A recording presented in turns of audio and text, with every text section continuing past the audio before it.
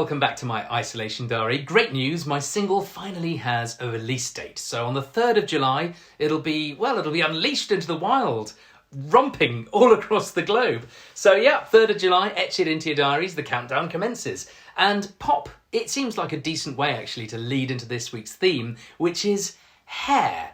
Yes, lockdown locks, because never before, well, we've been united by it, haven't we really? We've been universally baffled by it, and it seems to be the perfect time to celebrate some of the barnets that influenced my youth. I've had some truly terrible hair in my 45 years on the planet.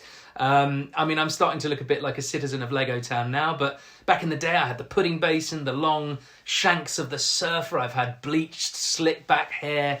As for products, I've deployed all of them. I've done the mousse, the spray, the wax, and even clay. So here are the top 10 haircuts that influenced me from my birth in 1974 to the end of the century, when we partied like it was 1999, because it was. So in 10th place, in the 1970s, Farrah Fawcett. She made the feathered look sublime, and I can recall it now, growing up in County Durham, as a hairstyle that stood for luxuriance, freedom, and Californian sunshine. And it seemed really odd, actually, that such a celebration of flowing exuberance ever went out of style.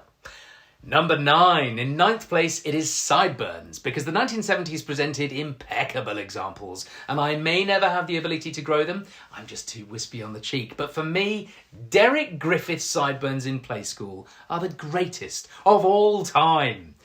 In 8th place, it's an equal 8th place. For sheer volume and sweep, Michael Heseltine's Lion's Mane gets an honourable mention, but it's equalled only by Geoffrey Howe for blending volume with such improbable angles. Could they have shared the same guilty barber? You decide. In 7th place, in the 1970s, Kevin Keegan took the perm and ran with it. It remains an amazing feat.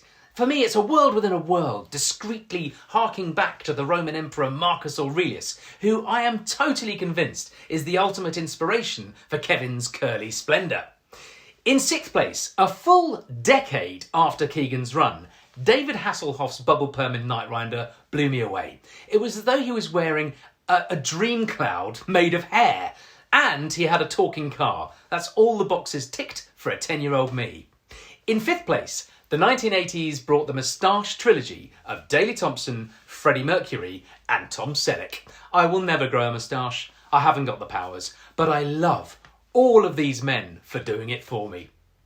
In 4th place, during the 1980s, hairspray took command and volume became vast, almost as though hair itself was trying to reach into outer space and overtake the very edges of the universe. Now, the mullet, of course, was one aspect of this extension. I'm thinking of Jason Donovan with his short on top and long at the back look in Neighbours. However, I think there's one better. For me, it's Mel Gibson in 1987's Lethal Weapon. It's his hair, it's so bouffant that it looks as though his mind itself is springing out of his scalp in one giant hairy exclamation. In 3rd place, Mel Gibson's mullet was perfected and taken to a brand new place by tennis icon Andre Agassi. I think one of the world's greatest hairmen. I was amazed actually when I read his brilliant autobiography Open that all of that iconic shaggy splendour, well, sometimes it was a hairpiece. I don't think it matters a jot because it looks incredible, and if you take into account the effort, the commitment, the dedication, for all of that, Andre remains a flipping legend on every single page of my book. In 2nd place, in the 1990s, the Rachel from Friends took centre stage, a hairstyle invented by Jennifer Aniston and still worn to this day by Iggy Pop.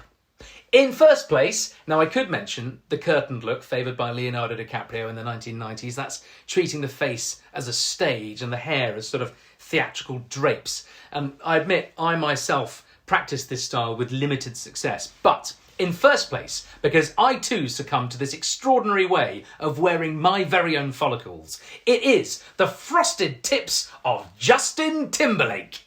Thanks for watching the Isolation Diary, and I will see you here next time.